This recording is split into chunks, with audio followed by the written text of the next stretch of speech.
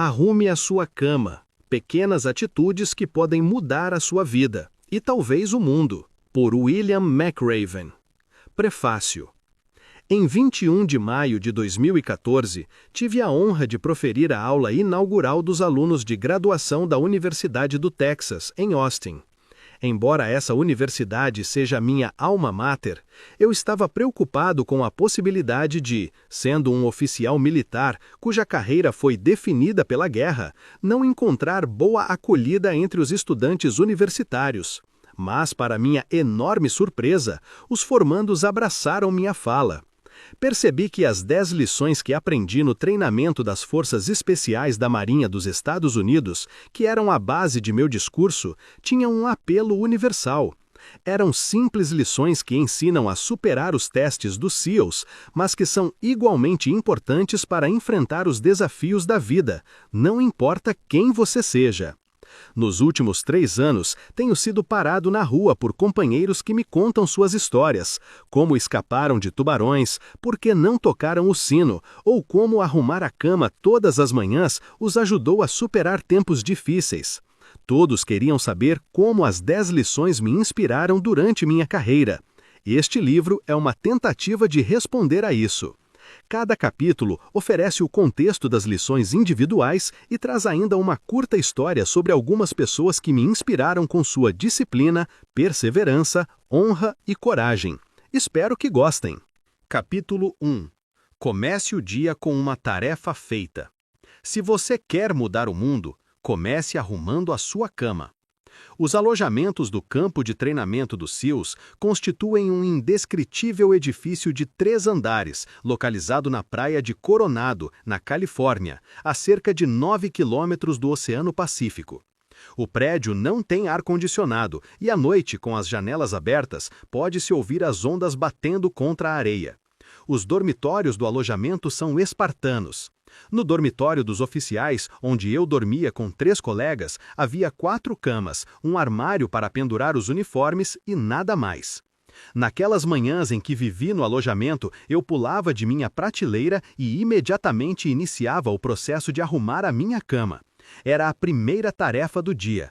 Um dia que eu sabia seria cheio de inspeções de uniformes, longos períodos de natação, longas corridas, pistas de obstáculos e constante censura dos instrutores do SEAL. "Atenção!" gritou o líder da turma, o 2º-tenente Daniel Stewart, quando o instrutor entrou no dormitório. Aos pés da cama, bati um joelho contra o outro e me coloquei em posição de sentido quando o oficial se aproximou. O instrutor, inflexível e impassível, começou a inspeção checando a goma de meu cap verde para se assegurar de que aquele chapéu de 8 bicos estava crocante. Movendo-se de cima a baixo, seus olhos percorreram cada palmo do meu uniforme. Os vincos da túnica e das calças estavam alinhados? O metal do cinto brilhava como um espelho? Minhas botas estavam suficientemente polidas de maneira que ele pudesse ver nelas o reflexo de seus dedos? Contente de verificar que eu satisfazia o alto padrão esperado de um aspirante do SEAL, ele passou a inspecionar a cama. A cama era tão simples quanto o dormitório, nada mais que uma estrutura de aço e um colchão de solteiro. O lençol de baixo cobria o colchão, e sobre ele havia outro lençol. Um cobertor cinza de lã bem esticado sob o colchão fornecia calor nas noites frias de San Diego. Um segundo cobertor estava primorosamente dobrado em forma de retângulo aos pés da cama. Um único travesseiro, feito pela Lighthouse for the Blind, estava no alto da cama, perfeitamente alinhado com o cobertor dobrado nos pés. Esse era o padrão. Qualquer desvio nesse requisito poderia me levar ao mergulho, cair na água e depois rolar na praia até ficar coberto de areia da cabeça aos pés, o que eles chamavam de empanado de areia. Sem me mexer, eu podia ver o instrutor pelo canto do olho. Com um ar de enfado, ele olhou para a minha cama. Curvando-se, verificou os cantos dos lençóis e supervisionou o cobertor e o travesseiro para se assegurar de que estavam corretamente alinhados. Então, tirou do bolso uma moeda e atirou-a no ar várias vezes para certificar-se de que eu sabia que o teste final estava próximo. Com um último lançamento, a moeda voou bem alto e caiu sobre o colchão com um ricochê. Pulou alguns centímetros para cima, suficientemente alto para o instrutor agarrá-la com a mão. Voltando-se para me encarar, o instrutor olhou dentro dos meus olhos e fez um aceno de cabeça. Nunca disse uma palavra. Arrumar a cama corretamente não seria motivo de elogio. Era o que se esperava de mim.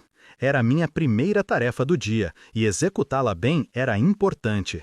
Demonstrava disciplina, revelava minha atenção ao detalhe e, no fim do dia, seria um lembrete de que eu havia feito uma coisa da qual poderia me orgulhar, não importa quão pequena fosse. Durante toda a minha vida na Marinha, arrumar a cama foi uma tarefa com que eu podia contar todos os dias. Como um jovem SEAL a bordo do USS Greyback, um submarino de operações especiais, eu estava alojado na enfermaria, onde as camas eram empilhadas de 4 em 4, umas em cima das outras. O velho médico da enfermaria insistia que eu arrumasse minha cama todas as manhãs. Sempre observava que, se as camas não estivessem arrumadas e o dormitório não estivesse limpo, como os marinheiros podiam esperar os melhores cuidados médicos? Como vinha a descobrir mais tarde, essa crença na limpeza e na ordem se aplicava a todos os aspectos da vida militar. 30 anos mais tarde, as Torres Gêmeas vieram abaixo em Nova York. O Pentágono foi atingido e bravos americanos morreram em um avião que sobrevoava a Pensilvânia. Na época dos ataques, eu estava em casa, me recuperando de um grave acidente de paraquedas. Uma cama hospitalar tinha sido instalada em meu quarto e eu passava a maior parte do dia deitado, tentando me recuperar. Mais do que qualquer outra coisa, eu queria sair daquela cama. Como todos os SEALs, ansiava por estar na luta, ao lado de meus companheiros. Quando finalmente tive condições de me levantar da cama sem ajuda, a primeira coisa que fiz foi esticar bem os lençóis, ajustar a posição do travesseiro e me certificar de que a cama hospitalar parecesse apresentável para todos os que entrassem em casa. Era a minha maneira de mostrar que tinha superado o acidente e que seguiria em frente na vida. 4 semanas depois do 11 de setembro, fui transferido para a Casa Branca, onde passei os 2 anos seguintes no recém-criado Escritório de Combate ao Terrorismo. Em outubro de 2003, eu estava no Iraque, em nosso alojamento temporário no aeroporto de Bagdá. Nos primeiros meses, dormíamos em camas de campanha do Exército. Apesar disso, todas as manhãs eu acordava, enrolava meu saco de dormir, arrumava o travesseiro no alto da cama e estava pronto para o dia. Em dezembro de 2003, as forças norte-americanas capturaram Saddam Hussein. Ele foi mantido em confinamento numa sala pequena e também dormia em uma cama de campanha, mas com o luxo de lençóis e um cobertor. Uma vez por dia, eu visitava Saddam para me certificar de que meus soldados estavam lhe dando o tratamento adequado. Um tanto surpreso, notei que Saddam não arrumava sua cama. As cobertas estavam sempre amarrotadas aos pés da cama de campanha, e ele raramente parecia disposto a esticá-las. Durante os 10 anos seguintes, tive a honra de trabalhar com alguns dos melhores homens e mulheres que a minha nação já produziu, de generais a soldados rasos, de almirantes a marinheiros, de embaixadores a datilógrafos. Os americanos que serviam além-mar, no esforço de guerra, chegavam com total disposição, sacrificando muita coisa para proteger esta grande nação. Todos eles entendiam que a vida é dura e que às vezes pouco se pode fazer para influenciar o resultado do dia. Na guerra, soldados morrem, famílias sofrem, nossos dias são longos e cheios de momentos de ansiedade. Procuramos algo que possa nos dar consolo, que possa nos motivar a iniciar o dia, que possa nos dar orgulho num mundo quase sempre horrível. Mas não é só o combate, é a vida cotidiana que precisa dessa sensação de organização. Nada pode substituir a força e o conforto da fé, mas às vezes o simples ato de arrumar a cama pode nos dar o estímulo de que precisamos para começar o dia e a satisfação de terminá-lo bem. Se você quer mudar a sua vida e talvez o mundo, comece arrumando a sua cama. Capítulo 2. Você não vai conseguir sozinho. Se você quer mudar o mundo, encontre alguém que o ajude a remar. No treinamento do SEAL, aprendi cedo a valorizar o trabalho em equipe e a necessidade de confiar em mais alguém para me ajudar a vencer as tarefas difíceis. Para aqueles de nós que éramos girinos na esperança de nos tornarmos homens rãs, um bote de borracha de 10 pés era usado para nos ensinar essa lição fundamental. Durante a primeira fase do treinamento, éramos obrigados a carregar o bote para todo lugar aonde íamos. Erguendo-o sobre nossas cabeças, saíamos correndo do alojamento e atravessávamos a rodovia em direção ao refeitório. Corríamos para cima e para baixo nas dunas de Coronado, curvados sob seu peso. Remávamos sem parar de norte a sul ao longo da costa, batendo contra a arrebentação, 7 homens, todos trabalhando juntos para levar o bote a seu destino. Porém, aprendemos algo mais em nossas viagens no bote. Vez ou outra, um dos membros da tripulação estava doente ou ferido, incapaz de se doar 100%. Muitas vezes, eu me sentia exausto depois de um dia de treinamento, ou abatido por causa de um resfriado ou de uma gripe. Nesses dias, os outros assumiam a responsabilidade. Remavam com força máxima, mergulhavam os remos mais fundo, ofereciam-me suas rações para me dar uma força extra. E, quando era a minha vez, eu devolvia o favor. Aquele pequeno bote de borracha nos fez perceber que nenhum de nós conseguiria aguentar o treinamento sozinho. Nenhum SEAL seria capaz de combater sozinho. No final, todos precisamos de quem nos ajude a enfrentar as dificuldades em tempos difíceis. Nunca a necessidade de ajuda foi mais evidente para mim do que 25 anos depois, quando comandei todos os SEALs da Costa Oeste. Eu era o comodoro do Grupo One das Forças Navais Especiais em Coronado, um capitão da Marinha. A essa altura, eu já passara décadas liderando os SEALs ao redor do mundo. Eu estava fora, em um salto de paraquedas de rotina, quando a situação se complicou terrivelmente. Voávamos em um 130 Hércules, a 3.600 metros de altitude, nos preparando para o salto. Pelo fundo da aeronave, pude ver um lindo dia californiano, nenhuma nuvem no céu. O Oceano Pacífico estava calmo e daquela altitude podia-se avistar a fronteira do México a poucos quilômetros de distância. O mestre de salto gritou, "Preparar!" Então, na ponta da rampa, pude ver o chão lá embaixo. O mestre me encarou nos olhos, sorriu e gritou, "Vá, vá, vá!"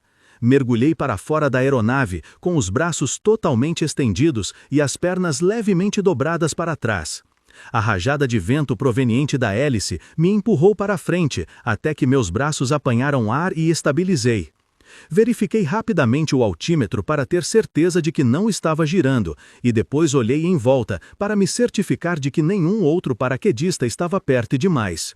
Em 20 segundos, eu tinha caído a uma altitude de 1.700 metros. De repente, olhei para baixo e vi que um companheiro tinha deslizado por baixo de mim e interceptava meu caminho em direção ao solo. Ele puxou a corda do paraquedas e pude notar o paraquedas piloto liberando o velame principal da mochila.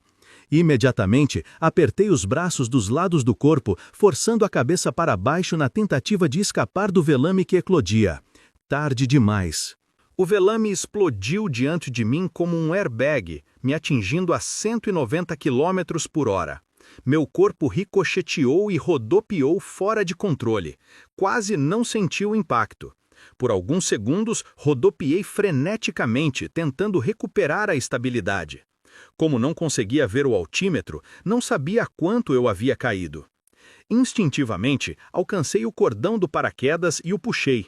O paraquedas piloto se soltou do pequeno bolso nas costas da mochila, mas se enrolou em minha perna enquanto eu continuava caindo em direção ao solo. Quando lutei para me desembaraçar, a situação piorou. O paraquedas principal foi acionado em parte, mas com isso se enroscou na outra perna. Levantando a cabeça para o céu, pude ver que minhas pernas estavam amarradas pelas 2 longas tiras de nylon que conectam o paraquedas principal ao sistema de segurança nas costas. Eu tinha um tirante enrolado em cada perna. O paraquedas principal estava completamente fora da mochila, mas preso a alguma parte do meu corpo. Enquanto eu lutava para me livrar do enrosco, de repente senti o velame me puxar para cima e começar a se abrir. Quando olhei para minhas pernas, soube o que viria em seguida. Em segundos, o velame se encheu de ar. As duas tiras, cada uma enrolada em uma perna, se romperam violentamente, levando minhas pernas com elas. Senti minha pelvis se rasgar ao meio. Os milhares de pequenos músculos que ligam a pelvis ao resto do corpo se romperam nas articulações. Minha boca se abriu e deixou escapar um grito que poderia ser ouvido no México. Uma dor abrasadora percorreu meu corpo, enviando ondas pulsantes da pelvis à cabeça. Violentas convulsões musculares me atingiram no tronco, disparando mais dor para os braços e as pernas. Então, como em uma experiência de quase morte, tive consciência do meu grito e tentei me controlar, mas a dor era forte demais. Ainda de cabeça para baixo e caindo muito rápido, tentei endireitar o corpo, o que aliviou um pouco a pressão sobre a pelvis e as costas. Estava agora a 500 metros. Tinha caído a mais de 1.200 metros antes que o paraquedas se abrisse. A boa notícia, eu tinha um velame totalmente aberto acima da cabeça. A má notícia, eu estava rasgado ao meio pelo impacto da abertura. Aterrissei a mais de 3 quilômetros do ponto de pouso. Em poucos minutos, a equipe de salvamento e uma ambulância chegaram. Fui levado ao hospital de traumas no centro de San Diego. No dia seguinte, fui submetido a uma cirurgia. O acidente tinha rasgado minha bacia em quase 14 centímetros. Os músculos abdominais tinham se desprendido do osso pélvico e os músculos das costas e pernas estavam gravemente danificados pelo choque. Uma grande placa de titânio foi implantada em minha bacia e um parafuso escapular fixado nas costas para me dar estabilidade. Parecia o fim da minha carreira. Para ser um SEAL eficiente, é preciso estar em boas condições físicas. Minha reabilitação levaria meses, talvez anos, e a Marinha teria que fazer uma avaliação médica para determinar se eu estaria apto para o trabalho militar. Deixei o hospital 7 dias depois, mas permaneci de cama em casa por mais 2 meses. Durante toda a minha vida, tive a sensação de ser invencível. Acreditava que minha capacidade atlética inata me livraria das situações mais perigosas. E, até esse momento, eu estava certo. Muitas vezes durante a minha carreira, enfrentei incidentes que puseram minha vida em risco. Colisões aéreas em outros saltos, descida descontrolada em um mini-submarino, pouso de centenas de pés quase fora de uma plataforma de petróleo, prisão sob um barco afundando, explosão prematura de uma demolição e incontáveis outros acidentes em que um átimo de segundo decide o destino entre viver e morrer. Todas as vezes tinha conseguido tomar a decisão correta e todas as vezes estava fisicamente preparado para vencer o desafio. Não desta vez. Agora, deitado em uma cama, tudo o que eu sentia era autopiedade. Mas isso não duraria muito tempo. Minha mulher, Georgian, cumpria o papel de enfermeira, limpava meus ferimentos, dava-me as injeções necessárias diariamente e trocava meu papagaio. Porém, o mais importante, me lembrava de quem eu era. Nunca havia desistido de nada em minha vida, e ela me garantia que não o faria agora. Ela não me permitia sentir pena de mim mesmo. Era o tipo de amor durão de que eu precisava, e à medida que os dias passavam, eu melhorava. Meus amigos me visitavam, ligavam constantemente e me ajudavam no que fosse necessário. Meu chefe, o almirante Eric Olson, encontrou uma maneira de conseguir que a Marinha conduzisse uma avaliação médica que me permitisse continuar servindo como SEAL.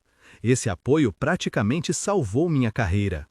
Durante o período em que servi as equipes do SEAL, tive muitos contratempos, e a cada vez alguém se apresentava para me ajudar. Alguém que acreditava em minha capacidade, alguém que arriscava sua reputação para promover minha carreira. Nunca esqueci essas pessoas, e sei que tudo o que conquistei na vida foi com a ajuda de outros. Ninguém está livre de momentos trágicos na vida. Como o bote de borracha que usávamos no treinamento básico do SEAL, só uma boa equipe pode nos ajudar a cumprir o nosso destino. Ninguém consegue remar sozinho. Encontre alguém para compartilhar sua vida. Faça tantos amigos quanto possível e nunca esqueça que seu sucesso depende de outros. Capítulo 3. Tudo o que importa é o tamanho do coração. Se você quer mudar o mundo, avalie as pessoas pelo tamanho do coração. Corri para a praia com as nadadeiras pretas de borracha sobre o braço direito e a máscara na mão esquerda. Chegando à posição de descansar, enterrei as nadadeiras na areia macia, apoiando uma contra a outra para formar uma tenda. À direita e à esquerda estavam os outros alunos. Vestindo camisetas verdes, calções de banho caqui, sapatos de neoprene e um pequeno colete salva-vidas, nos preparávamos para nossos 3 quilômetros de natação matinal. O colete salva-vidas era uma pequena peça de borracha que só inflava quando se puxava uma alça. Entre os alunos era uma vergonha usar o salva-vidas. Entretanto, os instrutores do SEAL inspecionavam cada colete antes dos exercícios de natação. Essa inspeção também dava aos instrutores a oportunidade de nos constranger e humilhar. Naquele dia, as ondas em Coronado alcançavam mais de 2 metros de altura e vinham em linhas de 3, arrebentando com um estrondo que fazia o coração de cada aluno bater mais rápido. Quando o instrutor se aproximou, veio diretamente ao rapaz à minha direita. O aluno, um recruta recém-chegado, devia ter 1,60 de altura. O instrutor, um veterano do Vietnã muitas vezes condecorado, tinha 1,90 e cresceu diante do rapazinho.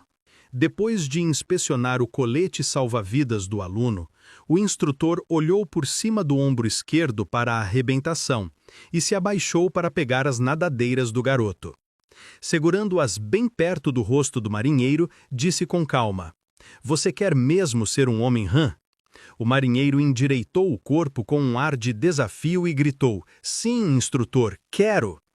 "Você é um homenzinho minúsculo", disse o instrutor, balançando as nadadeiras diante do rosto do garoto. "Aquelas ondas ali poderiam partir você ao meio." Fez uma pausa e olhou para o mar. "Acho melhor você pensar no assunto antes de se machucar." Pelo canto do olho, pude ver que o maxilar do rapaz se reteçou. "Não vou desistir", ele respondeu, prolongando cada palavra. Então, o instrutor se curvou e sussurrou alguma coisa no ouvido do aluno. Não consegui distinguir as palavras acima do ruído das ondas. Depois que todos os recrutas foram inspecionados, os instrutores nos mandaram para a água e começamos a nadar. 1 hora depois, quando atravessei de volta a arrebentação, o jovem marinheiro já estava na praia. Tinha terminado o exercício entre os primeiros. Mais tarde naquele dia, chamei-o de lado e perguntei o que o instrutor tinha lhe sussurrado. "Prove que estou errado." Todo o treinamento do SEAL consistia em provar alguma coisa. Provar que tamanho não importa. Provar que cor da pele não muda nada. Provar que dinheiro não faz ninguém melhor. Provar que determinação e coragem são sempre mais importantes que talento. Tive a sorte de aprender essa lição 1 ano após o início do treinamento. Quando embarquei no ônibus municipal no centro de San Diego, estava animado com a possibilidade de visitar as instalações do Centro de Treinamento Básico do SEAL, na Baía de Coronado. Eu era um aspirante de primeira classe num cruzeiro de verão, como parte do Corpo de Treinamento de Oficiais de Reserva da Marinha, Naval Reserve Officers Training Corps, ORTC. Como aspirante de primeira classe, eu estava entre o primeiro e o segundo ano da faculdade e, se tudo corresse bem, esperava ser transferido no verão seguinte para o treinamento do SEAL. Estávamos no meio da semana e obtive permissão do meu instrutor no ORTC para me desviar do treinamento planejado a bordo de um dos navios ancorados no porto e partir para Coronado. Saltei do ônibus diante do famoso Hotel Del Coronado e caminhei cerca de 2 quilômetros até o lado da praia onde ficava a base naval anfíbia. Passei por vários edifícios da época da Guerra da Coreia que abrigavam as equipes 11 e 12 de demolição submarina. Na fachada de um prédio baixo de tijolos, via-se uma placa de madeira que mostrava Freddy the Frog, um grande anfíbio verde e palmípede carregando uma bomba de TNT e fumando um charuto. Era o lar dos homens rãs da costa oeste, intrépidos guerreiros de máscara de mergulho e nadadeiras, cujos ancestrais tinham varrido as praias de Iwo Jima, Tarawa, Guam e Incheon. Meu coração começou a bater um pouco mais rápido, era onde eu queria estar em 1 ano. Depois que passei pelos prédios das equipes de demolição submarina, o próximo edifício pertencia ao Grupo One do SEAL, na época, uma nova geração de guerreiros da selva que tinha ganhado fama no Vietnã como alguns dos homens mais durões das Forças Armadas. Outra grande placa de madeira mostrava Semi the SEAL, uma foca com uma espada na mão e uma capa preta em volta dos ombros. Como fiquei sabendo mais tarde, os homens Hans e os SEALs eram uma coisa só. Todos os homens eram graduados no treinamento SEAL, eram todos homens Hans e coração. Finalmente me aproximei do último prédio governamental do lado da praia onde ficava a base naval. Na fachada do edifício lia-se Treinamento Básico de Demolição Submarina do SEAL. Ladeando a entrada principal estavam 2 instrutores cercados por jovens cadetes secundaristas. Os 2 instrutores eram muito mais altos que os estudantes. O suboficial sênior Dick Ray tinha 1,90 m, ombros largos, cintura fina, pele bronzeada e um bigode preto em forma de lápis. Era exatamente como eu esperava que um SEAL se parecesse. Ao lado dele estava o suboficial Jane Wentz. Com mais de 1,80 m, Wentz tinha a estrutura de um defensor de futebol americano, com bíceps imponentes e um olhar de aço que evitava que qualquer pessoa se aproximasse demais. Os cadetes foram conduzidos para dentro do edifício. Com certa apreensão, eu o segui e parei diante da recepção. Contei minha história ao jovem marinheiro que estava a postos. Eu era um aspirante da Universidade do Texas e gostaria de conversar com alguém sobre o treinamento do SEAL. O marinheiro saiu da mesa momentaneamente e voltou para me informar que o tenente Doug Huth teria o prazer de falar comigo em alguns minutos. Enquanto esperava para ser chamado à sala do tenente Huth, caminhei pelo saguão, observando as imagens que adornavam as paredes. Eram fotos dos SEALs no Vietnã, rapazes emergindo do lodo profundo do delta do Mekong, imagens de pelotões do SEAL camuflados retornando de uma missão noturna, homens carregados de armas automáticas e cartucheiros de munição embarcando em um bote pela selva adentro. Na outra ponta do saguão, vi que um homem também olhava as fotos. Pelo traje, percebia-se que era um civil de constituição frágil e cabelos ralos e pretos à la Beatles puxados atrás da orelha. Parecia estupefato diante daqueles incríveis guerreiros cujas ações estavam representadas nas fotos. Eu me perguntei se ele pensava ter o estofo necessário para ser um SEAL da Marinha. Olhando aquelas fotos, será que ele realmente se imaginava capaz de suportar o treinamento? Será que pensava que, com sua constituição física, poderia carregar uma mochila pesada e milhares de cartuchos de munição? Não teria visto os 2 instrutores diante da porta? Homens fortes que evidentemente tinham a compleição correta? Senti uma pontada de tristeza de que alguém tivesse iludido o sujeito, talvez encorajando-o a deixar sua vida confortável como civil para tentar o treinamento do SEAL. Minutos depois, o marinheiro da recepção veio caminhando pelo corredor e me conduziu à sala do tenente Huth. Doug Huth era um típico recrutador do SEAL. Alto, musculoso, cabelos castanhos ondulados, parecia muito elegante no uniforme caque da Marinha. Sentei-me numa cadeira diante da mesa de Huth e conversamos sobre o treinamento do SEAL e as exigências do programa. Huth me falou de sua experiência no Vietnã e de como seria a vida se eu conseguisse me graduar no treinamento.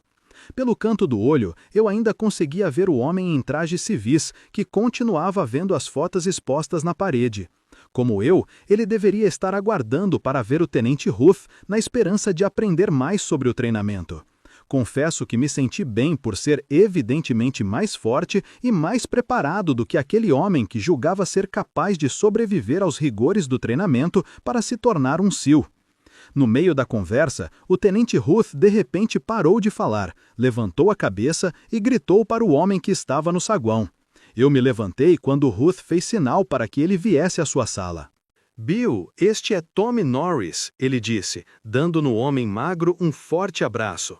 Tommy foi o último a receber a medalha de honra do SEAL por serviços prestados no Vietnã, Huth acrescentou. Norris sorriu, um tanto constrangido com a apresentação. Sorri também, apertei sua mão e ri de mim mesmo. Aquele homem aparentemente frágil, de cabelos ralos, que eu suspeitava que fosse incapaz de passar pelo treinamento, era o tenente Tom Norris. Tom Norris, que havia servido no Vietnã e que, por noites seguidas, havia ultrapassado as linhas inimigas para resgatar 2 pilotos que tinham sido abatidos.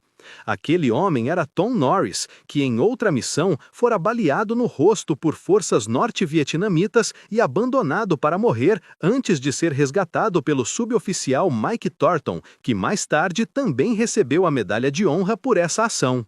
Aquele era Tom Norris, que depois de ferido, lutara para ser aceito na primeira equipe de resgate de reféns do FBI. Aquele homem calmo, reservado e humilde era um dos mais valentes soldados na longa história dos SEALs. Em 1969, Tommy Norris quase foi excluído do treinamento. Disseram que ele era pequeno demais, magro demais, fraco demais. Porém, como o jovem marinheiro da minha turma, Norris provou que todos estavam errados e mais uma vez mostrou que não é o tamanho das nadadeiras que contam, mas o tamanho do coração. Capítulo 4. A vida não é justa. Siga em frente. Se você quer mudar o mundo, deixe de ser um injustiçado e siga em frente. Corri até o topo da duna de areia e, sem hesitar, me atirei do outro lado, a toda velocidade, em direção ao Oceano Pacífico. Inteiramente vestido em meu uniforme, chapéu de aba curta e botas de combate, mergulhei de cabeça nas ondas que arrebentavam na praia de Coronado, na Califórnia. Quando saí da água, todo ensopado, vi o instrutor do SEAL de pé na duna. De braços cruzados e um olhar penetrante que cortava a névoa da manhã, ouvi ele gritar: "Você sabe o que fazer, Sr. Mac?" De fato, eu sabia.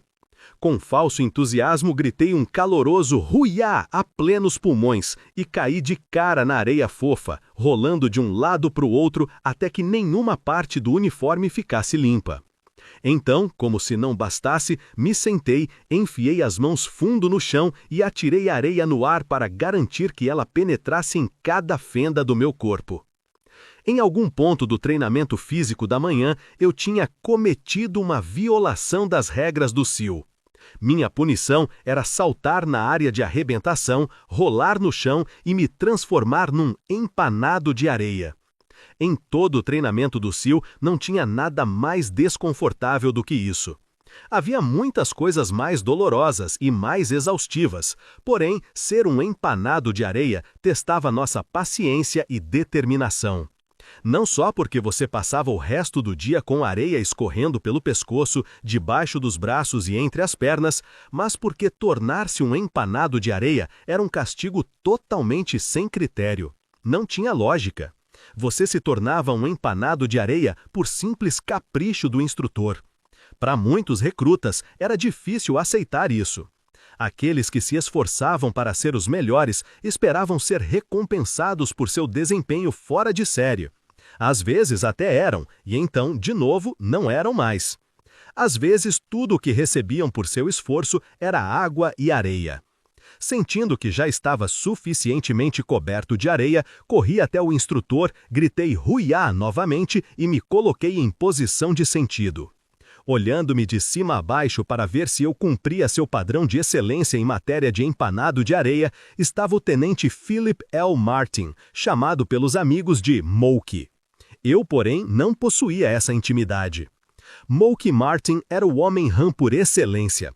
Nascido e criado no Havaí, era tudo o que eu queria ser como oficial do SEAL.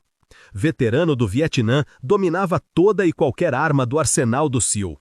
Era um dos melhores mergulhadores e, como havaiano nato, tinha uma habilidade na água que poucos, se é que haveria algum, seriam capazes de igualar. "Sr. Mac, você tem alguma ideia de por que é um empanado de areia esta manhã?" disse Martin, de maneira calma, mas inquisitiva. "Não, instrutor Martin", respondi respeitosamente. "Porque a vida não é justa, Sr. Mac, e quanto mais cedo o senhor aprender isso, melhor o senhor será." Um ano depois, o tenente Martin e eu já tínhamos intimidade. Eu completara o treinamento do SEAL e ele fora designado para o centro de treinamento da equipe 11 de demolição submarina, em Coronado. Quanto mais eu conhecia Moke, maior era meu respeito por ele. Além de ser um excelente operador do SEAL, ele também era um atleta fenomenal. No início dos anos 1980, estava na linha de frente dos maníacos por triatlon. Tinha um lindo estilo livre de natação em mar aberto. Suas coxas e panturrilhas eram fortes e o conduziam sem esforço por grandes distâncias. Mas sua maior vantagem era no ciclismo. Ele e a bicicleta pareciam ter sido feitos um para o outro. Todas as manhãs, ele montava em sua bike e pedalava 50 quilômetros pelas praias. Uma ciclovia plana corria paralela ao Oceano Pacífico e ligava a cidade de Coronado à cidade Imperial Beach. Com o mar de um lado e a baía do outro, esse era um dos mais belos trechos de praia da Califórnia. Numa manhã de sábado, bem cedo, Mock saiu para pedalar. De cabeça baixa, pedalando rápido, ele não viu uma bicicleta que vinha na direção contrária. Mais ou menos a 40 km por hora, as duas bicicletas colidiram com forte impacto, derrubando os dois homens de cara no asfalto. O primeiro ciclista conseguiu se recuperar, limpou-se do pó da estrada e, com esforço, se pôs de pé. Estava machucado, mas bem. Mock continuou deitado de cara no chão, incapaz de se mexer. Em poucos minutos, os paramédicos chegaram, imobilizaram Mock e o levaram para o hospital. A princípio, havia esperança de que a paralisia fosse temporária, mas, com o passar dos dias, meses e anos, Mock não conseguiu recuperar o movimento de suas pernas. O acidente o deixara paralítico da cintura para baixo, com o movimento dos braços limitado. Pelos 35 anos seguintes, Mock viveu numa cadeira de rodas. Durante todos esses anos, nunca ouvi dele uma queixa sobre seu infortúnio. Nem nunca o ouviu perguntar, por que eu? Nunca ele demonstrou autopiedade. Na verdade, depois do acidente, Mock se tornou um talentoso pintor. Criou uma linda filha. Fundou e supervisiona o Super Frog Triathlon, evento realizado todos os anos em Coronado. É fácil atribuir sua sorte na vida a alguma força externa, deixar de tentar por acreditar que o destino está contra você. É fácil pensar também que o lugar onde você foi criado, que a maneira como seus pais o trataram ou que a escola que você frequentou determinam seu futuro. Nada poderia estar mais longe da verdade. A vida das pessoas comuns, assim como a dos grandes homens e mulheres, é determinada pela maneira como elas lidam com a injustiça na vida. Helen Keller, Nelson Mandela, Stephen Hawking, Malala Yousafzai e Moky Martin. Às vezes, não importa o quanto você tente, não importa que esteja entre os melhores, ainda assim você terminará como um empanado de areia. Não se queixe, não culpe nada ou ninguém por seus problemas. Levante a cabeça, olhe para o futuro e siga em frente. Capítulo 5. O fracasso pode tornar você mais forte. Se você quer mudar o mundo, não tenha medo do circo. O mar de Coronado estava agitado. As ondas espumantes nos açoitavam o rosto enquanto nadávamos no estilo side-stroke, voltando para a praia. Como sempre, meu companheiro e eu lutávamos para acompanhar o resto da classe. No bote salva-vidas, os instrutores gritavam para nós, pedindo para mantermos o ritmo, porém, parecia que quanto mais forte nadávamos, mais ficávamos para trás. Meu companheiro naquele dia era Mark Thomas. Como eu, Mark fora comissionado através do ROTC. Ele era formado no Instituto Militar da Virgínia e um dos melhores nadadores de longa distância da classe. No treinamento do SEAL, seu companheiro de natação era o colega em quem você confiava e que o apoiaria em todas as circunstâncias. Era a ele que você ficava amarrado nos mergulhos. Ele era seu parceiro nos longos exercícios de natação. Ele o ajudava a estudar, mantinha-o motivado e se tornava seu maior aliado durante todo o treinamento. E, como companheiros, se um de vocês fracassasse, ambos sofreriam as consequências. Era a maneira de os instrutores reforçarem a importância do trabalho em equipe. Quando completamos o nado e chegamos à praia, um instrutor do SEAL nos aguardava. "Baixar!", gritou o instrutor. Era a ordem para descer para a posição de flexões, costas retas, braços totalmente esticados, cabeça elevada. "Vocês dois se consideram oficiais?" Não havia por que responder. Ambos sabíamos que ele ia continuar. Oficiais do SEAL dão o exemplo. Não chegam em último lugar nos exercícios de natação. Não cria um constrangimento para a classe. O instrutor caminhou à nossa volta, chutando areia na nossa cara. Não acredito que os senhores vão conseguir. Não acho que tenham o que é preciso para ser um oficial do SEAL. Puxando um caderninho preto do bolso traseiro, ele olhou para nós com repulsa e anotou alguma coisa. Vocês dois vão para a lista do circo, e balançou a cabeça. Terão sorte se conseguirem sobreviver mais uma semana. O circo. Era a última coisa que Mark e eu queríamos. O circo acontecia todas as tardes no final do treinamento. Eram mais 2 horas de exercícios de ginástica combinados com hostilidades contínuas dos veteranos do SEAL, para os quais somente os fortes deveriam sobreviver ao treinamento. Se alguém falhasse em cumprir as tarefas do dia, ginástica, corrida de obstáculos, corrida contra o relógio ou natação, tinha um nome na lista. Aos olhos dos instrutores, era um fracasso. O que fazia o circo tão temido pelos alunos não era apenas o sofrimento adicional, mas o fato de saber que no dia seguinte estaríamos exaustos dos exercícios extras e, por estarmos tão cansados, não conseguiríamos atingir o padrão exigido. Assim, outro circo se seguiria, e depois outro e mais outro. Era uma espiral mortal, um ciclo de fracassos que fazia muitos alunos abandonarem o treinamento. Quando os demais alunos completaram as tarefas do dia, Mark e eu, ao lado de vários outros, nos reunimos no asfalto abrasivo para iniciar outra longa sessão de ginástica. Naquele dia, como havíamos sido os últimos na natação, os instrutores tinham adaptado o circo para nós. Abdominais. Muitos e muitos abdominais combinados com movimentos de tesoura com as pernas. Exercícios concebidos para fortalecer o abdômen e as coxas, de modo a nos dar força para vencer os intermináveis exercícios de natação em mar aberto. E planejados também para arrebentar com qualquer um. O aluno se deitava de costas, com as pernas bem estendidas e as mãos atrás da cabeça. Acompanhando a contagem do instrutor, ele movia as pernas para cima e para baixo, num movimento de chute. Em nenhum momento era permitido dobrar os joelhos. Dobrar os joelhos era visto como fraqueza inadmissível em homens rãs. O circo era um castigo. Centenas de abdominais, flexões, elevações na barra e série de 8 movimentos. Quando o sol já se punha, Mark e eu mal podíamos nos mexer. O fracasso tinha um preço. O dia seguinte trouxe mais ginástica, outra corrida de obstáculos, outro exercício de natação e, infelizmente, outro circo. Mais flexões, mais elevações e muitos outros abdominais. Porém, à medida que os circos prosseguiam, uma coisa interessante aconteceu. Nossa natação se aperfeiçoou e Mark e eu começamos a melhorar nossa posição no grupo. O circo, que começara como castigo pelo fracasso, estava nos tornando mais fortes, rápidos e confiantes na água. Enquanto outros alunos abandonavam o treinamento, incapazes de lidar com um eventual fracasso e o sofrimento que ele provocava, Mark e eu estávamos determinados a não permitir que o circo nos derrotasse. O fim do treinamento do SEAL era marcado por um último exercício de natação em mar aberto por 8 quilômetros na costa da ilha de San Clemente.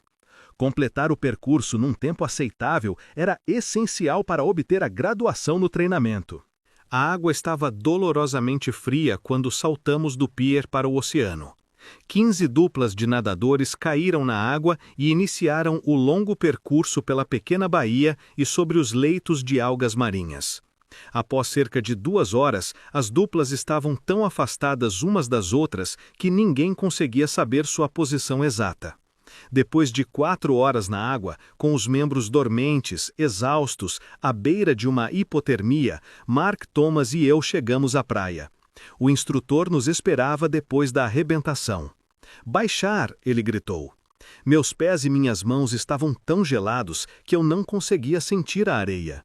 Com a cabeça lutando para se manter ereta, eu só conseguia ver as botas do instrutor que caminhava ao nosso redor. Mais uma vez os senhores criaram constrangimento para a classe. Outro par de botas entrou no meu campo de visão, e mais outro. Os senhores fizeram todos os colegas parecerem péssimos. Ele fez uma pausa. "Recuperem-se, senhores!" Quando Mark e eu nos levantamos e olhamos em volta, percebemos que éramos a primeira dupla a chegar. Os senhores envergonharam todos eles, o instrutor sorriu. Ainda nem se avista a segunda dupla. Mark e eu nos voltamos para olhar o mar. Era verdade, ninguém avista. Muito bem, senhores, parece que todo o sofrimento valeu a pena. O instrutor fez uma pausa, deu um passo à frente e nos apertou as mãos. Será uma honra servir com os senhores. Tínhamos conseguido. O longo exercício de natação era a última prova do treinamento. Alguns dias mais tarde, Mark e eu nos formamos. Mark teve uma carreira notável no SEAL e continuamos amigos até hoje. Vamos enfrentar muitos circos na vida. Pagaremos por nossos fracassos, mas, se perseverarmos, se deixarmos que esses fracassos nos ensinem e nos fortaleçamos, estaremos preparados para enfrentar os momentos mais difíceis. Em julho de 1983, tive um desses momentos. A postos diante do comandante, pensei que minha carreira como membro do SEAL tinha terminado. Acabara de ser exonerado do meu posto, expulso por tentar mudar a maneira como minha esquadra era organizada, treinada e conduzia suas missões. A organização contava com excelentes oficiais e marinheiros, alguns dos combatentes mais profissionais com os quais eu já trabalhava. Entretanto, grande parte da cultura ainda estava enraizada na era do Vietnã, e achei que era hora de mudar. Como vim a descobrir, a mudança nunca é fácil, particularmente para quem está no comando. Felizmente, embora tivesse sido dispensado, meu oficial comandante permitiu que eu me transferisse para outra equipe do SEAL, mas minha reputação como oficial estava gravemente abalada. Aonde quer que eu fosse, outros oficiais e marinheiros sabiam que eu tinha fracassado, e todos os dias eu ouvia murmúrios e comentários sutis de que não estava à altura do cargo. Nesse momento da minha carreira, eu tinha duas opções: abandonar o serviço militar e voltar à vida civil, que me parecia a escolha lógica em face do meu relatório de desempenho mais recente, ou expor-me à tempestade e provar aos outros e a mim mesmo que eu era um bom oficial do SEAL. Escolhi a segunda opção. Logo depois de ser afastado, recebi uma segunda chance, a oportunidade de comandar um pelotão do SEAL no estrangeiro. Nesse posto estratégico, na maior parte do tempo, ocupamos locações remotas, isolados e entregues à nossa própria sorte. Aproveitei a oportunidade para mostrar que eu ainda era capaz de liderar. Quando se vive num alojamento com 12 SEALs, não há onde se esconder. Eles sabem se você está dando 100% nos exercícios matinais. Veem que você é o primeiro a saltar da aeronave e o último na fila do rancho. Observam como você limpa sua arma, verifica o rádio, lê o informe da inteligência e dá suas instruções para as missões. Sabem quando você passou a noite toda preparando o treinamento do dia seguinte. À medida que os meses passavam naquele posto estratégico, usei meu fracasso anterior como motivação para trabalhar mais, ser mais rápido e ter melhor desempenho do que qualquer um do pelotão. Às vezes não consegui ser o melhor, mas nunca deixei de dar o meu melhor. Com o tempo, recuperei o respeito de meus homens. Anos depois, fui escolhido para comandar a minha própria equipe do SEAL. Mais tarde, cheguei a comandar todos os SEALs da Costa Oeste. Em 2003, combati no Iraque e no Afeganistão. Agora que eu era um contra-almirante numa zona de guerra, toda decisão minha tinha consequências. Ao longo dos anos seguintes, falhei várias vezes, mas a cada fracasso, a cada erro, houve centenas de sucessos. Resgates de reféns, ataques frustrados de homens-bomba, piratas capturados, terroristas mortos e incontáveis vidas salvas. Percebi que os fracassos passados haviam me fortalecido e me ensinaram que ninguém está livre de erros. Verdadeiros líderes precisam aprender com seus fracassos, usar as lições como motivação e não ter medo de tentar novamente ou de tomar a próxima decisão difícil. Não se pode evitar o circo. Em algum momento, todos nós entramos na lista. Não tenham medo do circo. Capítulo 6. Você precisa ousar mais. Se você quer mudar o mundo, atire-se ao obstáculo de cabeça. De pé na ponta da torre de 9 metros, agarrei a espessa corda de nylon. Uma extremidade da corda estava presa na torre e a outra ponta amarrada a um poste a 30 metros de distância. Eu estava na metade da pista de obstáculos, com as pernas agarradas à corda e fazendo o máximo esforço para me manter equilibrado, comecei a vencer a distância que me separava do poste. Com o corpo pendurado e me movimentando como uma lagarta, eu me movia passo a passo em direção à outra extremidade. Quando cheguei ao fim, soltei a corda, pulei na areia fofa e corri para o obstáculo seguinte. Os outros alunos da classe soltavam gritos de estímulo, mas eu só ouvia o instrutor contando os minutos. Com meu estilo gambá, que era muito lento, eu tinha perdido muito tempo naquele obstáculo chamado de deslizar pela vida. Não conseguia deslizar por cima da corda, com a cabeça à frente. Era um método muito mais rápido, contudo também mais arriscado. A estabilidade é menor quando você se arrasta por cima da corda em vez de se pendurar por baixo dela. E, se eu caísse e me machucasse, seria eliminado. Cruzei a linha de chegada com um tempo decepcionante. Enquanto eu permanecia curvado, tentando recuperar o fôlego, um instrutor grisalho, veterano do Vietnã, com botas muito polidas e um uniforme verde engomado, se curvou sobre mim. "Quando o senhor vai aprender, Sr. Mack?" Ele me perguntou, num tom de evidente desprezo. "Esta pista de obstáculos vai derrotá-lo sempre, a menos que comece a correr certos riscos." Uma semana depois, pus o medo de lado, agarrei a corda e me atirei de barriga, com a cabeça à frente. Quando cruzei a linha de chegada com minha melhor marca, pude notar um gesto de aprovação do veterano do Vietnã. Foi uma lição simples de como vencer a ansiedade e confiar em minha própria capacidade de realizar a tarefa. Essa lição me seria muito útil nos anos vindouros. Iraque, 2004.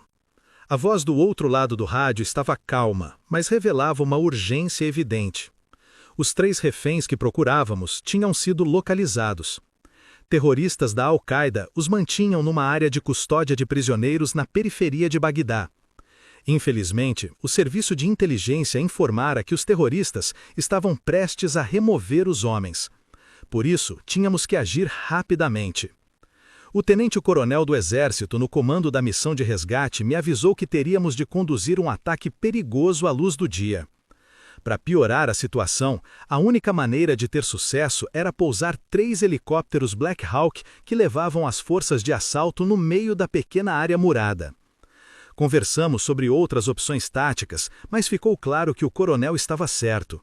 Sempre era preferível conduzir uma missão de resgate à noite, quando o elemento surpresa estaria do nosso lado. Mas aquela era uma oportunidade momentânea, e se não agíssemos imediatamente, os reféns seriam removidos e possivelmente mortos. Aprovei a missão e, em poucos minutos, a força de resgate tinha embarcado nos 3 helicópteros Black Hawk e estava a caminho da área inimiga. Acima deles, outro helicóptero fazia um voo de observação e transmitia o vídeo para o meu quartel-general. Em silêncio, vi quando os 3 helicópteros voaram baixo sobre o deserto, poucos metros acima do solo, para esconder sua aproximação. Dentro da área murada, pude ver um homem que empunhava uma arma automática e entrava e saía do prédio, aparentemente preparando-se para partir. Os helicópteros ficaram 5 minutos fora de vista, e tudo o que pude fazer, ali em meu quartel-general, foi ouvir a comunicação interna enquanto a equipe de resgate fazia sua preparação final. Não era o primeiro resgate de refém sob meu comando, nem seria o último, mas era, com certeza, o mais ousado, em face da necessidade de um pouso surpresa dentro da área de custódia inimiga. Embora os pilotos da unidade de aviação do Exército fossem os melhores do mundo, ainda assim era uma missão de alto risco. 3 helicópteros, com hélices que se estendiam a mais de 18 metros, teriam que pousar em um espaço pouco maior que isso. O que criava ainda mais dificuldade era o muro de tijolos de 2,5 metros de altura que cercava a área de custódia, o que obrigava os pilotos a alterar dramaticamente seu ângulo de aproximação. Seria um pouso difícil, e pelo rádio eu podia ouvir a equipe de resgate se preparando para o desafio. Pelo vídeo de inspeção, pude ver a aproximação final dos helicópteros. O primeiro voou baixo e direto, e assim que passou pelo muro, aterrissou no pequeno pátio. Imediatamente, a equipe de resgate saiu do Black Hawk e correu para o prédio. O segundo helicóptero veio logo atrás e pousou a poucos metros do companheiro. A corrente descendente provocada pelas hélices levantou uma nuvem de poeira em toda a área. Quando o terceiro helicóptero se aproximou, uma gigantesca nuvem de pó cegou temporariamente o piloto. O nariz do helicóptero passou raspando por cima do muro e a roda traseira raspou na parede, lançando tijolos para todo lado. Sem espaço, o piloto jogou a aeronave contra o solo com um baque, mas ninguém se feriu. Minutos depois, recebi a notícia de que todos os reféns estavam bem. Em meia hora, a equipe de resgate e os homens libertados estavam de volta à segurança. A aposta valera a pena. Ao longo da década seguinte, percebi que correr riscos era comum em nossas operações de forças especiais. Elas sempre forçavam seus limites e os limites de suas máquinas para chegar ao sucesso. De certa maneira, era isso que as diferenciava de todas as outras. Entretanto, ao contrário do que viam os observadores externos, o risco era geralmente calculado e bem planejado. Mesmo que fosse espontâneo, os operadores conheciam seus limites, mas acreditavam em si mesmos a ponto de tentar. Em toda a minha carreira, sempre tive o maior respeito pelo Serviço Aéreo Especial Britânico, o famoso SAS. O lema do SAS era "Quem ousa, vence", um lema tão admirado que momentos antes do ataque a Osama Bin Laden, meu subtenente Chris Ferris citou a frase aos SEALs que se preparavam para a missão. Para mim, o lema não se referia apenas à maneira como as forças especiais britânicas operavam como unidade, dizia mais a respeito de como cada um de nós deve se conduzir na vida. A vida é uma luta, e a possibilidade de fracasso está sempre presente, mas os que vivem com medo do fracasso, do sofrimento ou da vergonha nunca conquistarão seu pleno potencial. Sem forçar seus limites, sem vez ou outra se lançar sobre um obstáculo de cabeça, sem ousar, você nunca saberá o que seria verdadeiramente possível em sua vida. Capítulo 7. Enfrente os tiranos. Se você quer mudar o mundo, não fuja dos tubarões. O mar da ilha de San Candente estava agitado e frio quando começamos nossos 6,5 quilômetros de natação noturna. Meu companheiro Mark Thomas espelhava minhas braçadas uma a uma. Usando apenas a parte de cima do traje de mergulho, máscara e um par de nadadeiras, nadávamos com esforço contra a corrente que nos empurrava para o sul ao redor da pequena península. As luzes da base naval de onde tínhamos partido começaram a desvanecer à medida que entramos em mar aberto. Em uma hora, estávamos a cerca de 2 quilômetros da praia e aparentemente sozinhos na água. Se havia alguém nadando à nossa volta, estava encoberto pela escuridão. Eu podia ver os olhos de Mark através do vidro da máscara. Sua expressão devia refletir a minha. Nós dois sabíamos que as águas de San Clemente estavam cheias de tubarões. E não eram simples tubarões, mas grandes tubarões brancos, os maiores e mais agressivos devoradores de homens do oceano. Antes de nossa partida, os instrutores do SEAL nos deram uma prévia das ameaças que poderíamos encontrar naquela noite. Havia tubarões leopardos, tubarões sombreiros, tubarões martelos, porém o mais temido era o grande tubarão branco. Era um tanto inquietante estar sozinho à noite, no meio do oceano, sabendo que, espreitando sob a superfície, estava uma criatura pré-histórica à espera de me partir ao meio. Mas nós dois queríamos tanto ser SEALs que nada naquela noite iria nos deter. Se tivéssemos que lutar contra tubarões, estávamos preparados. Nosso objetivo, que eu considerava honrado e nobre, nos dava coragem, uma qualidade notável. Nada nem ninguém poderia impedir nosso caminho. Sem coragem, outros o definiriam por nós. Sem ela, estaríamos à mercê das tentações da vida. Sem ela, os homens seriam governados por tiranos e déspotas. Sem ela, nenhuma grande sociedade poderia florescer. Sem coragem, os tiranos dominariam o mundo. Com ela, podemos conquistar qualquer objetivo. Com coragem, podemos desafiar e derrotar o mal. Saddam Hussein, ex-presidente do Iraque, estava sentado na ponta de um catre do exército, vestindo apenas um macacão laranja. Tendo sido capturado pelas forças norte-americanas 24 horas antes, era agora prisioneiro dos Estados Unidos. Quando abri a porta para os novos chefes do governo do Iraque, Saddam permaneceu sentado. Um sorriso sarcástico passou por seu rosto e não se via sinal de remorso ou submissão em sua atitude. Imediatamente, os 4 líderes iraquianos começaram a gritar com Saddam, mas a uma distância segura. Com um olhar de desprezo, Saddam lançou a eles um sorriso devastador e fez sinal para que se sentassem. Temendo ainda o antigo ditador, cada um deles pegou uma cadeira dobrável e se sentou. Os gritos e as acusações continuaram, mas lentamente foram diminuindo quando o ditador começou a falar. No governo de Saddam Hussein, o partido Baath fora responsável pela morte de milhares de xiitas e dezenas de milhares de curdos. Saddam havia assassinado pessoalmente alguns de seus próprios generais, que ele julgou desleais.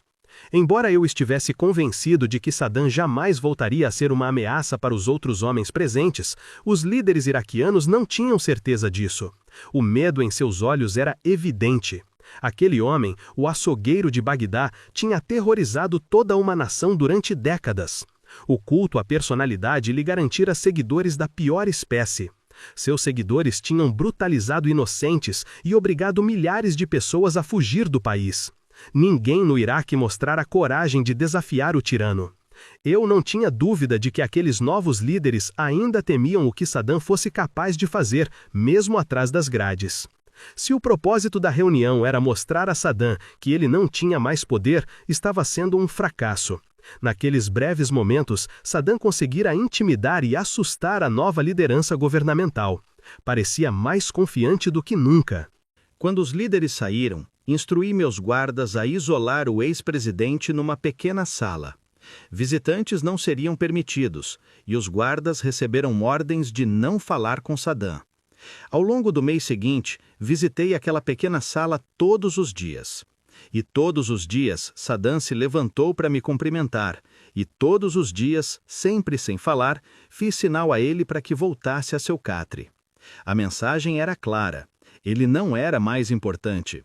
Não podia mais intimidar os que o cercavam.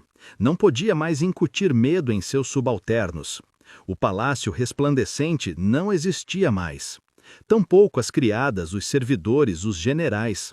Acabara-se o poder.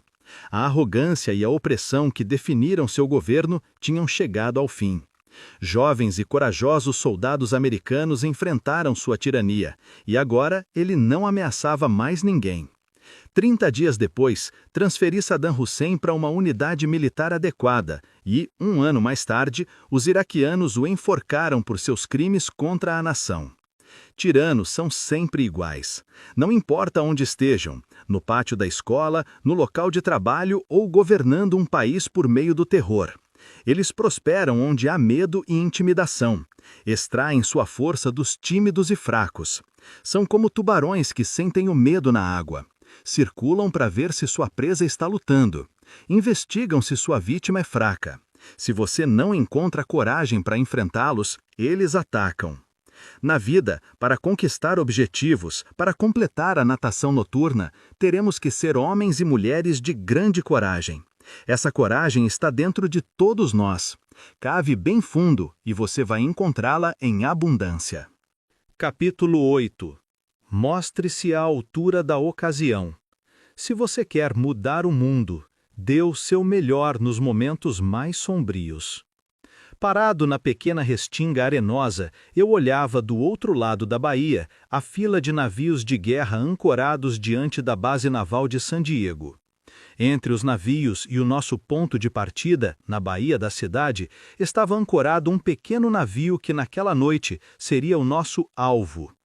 Nossa turma tinha passado os últimos meses aprendendo a usar o equipamento básico de mergulho e também o mais avançado, com tanque de oxigênio de circuito fechado Emerson, que não lançava borbulhas. Aquela noite seria o auge da fase de mergulho, a parte tecnicamente mais difícil do treinamento básico do SEAL. Nosso objetivo era nadar 2 quilômetros abaixo da superfície, cruzando a baía do ponto de partida até onde o navio estava ancorado. Sob seu casco, devíamos instalar uma mina magnética de treinamento na quilha e então, sem ser percebidos, voltar à praia. O equipamento Emerson era morbidamente chamado de aparelho mortal. Sabia-se que, vez ou outra, ele não funcionava bem e, segundo o folclore do SEAL, recrutas tinham morrido ao longo dos anos usando o Emerson. Naquela noite, a visibilidade na Baía de San Diego estava tão ruim que não conseguíamos ver um palmo diante do nariz. Tudo o que tínhamos era uma lanterna química verde para iluminar nossa bússola. Para piorar as coisas, a névoa estava cada vez mais densa. A neblina pairava sobre a baía, nos impedindo de traçar o rumo até nosso alvo.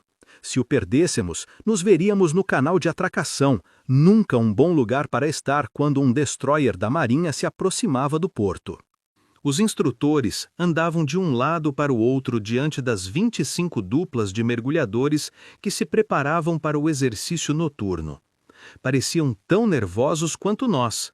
Sabiam que aquele treinamento tinha alto potencial de provocar ferimentos ou até mesmo a morte. O suboficial no comando reuniu todos os mergulhadores num círculo.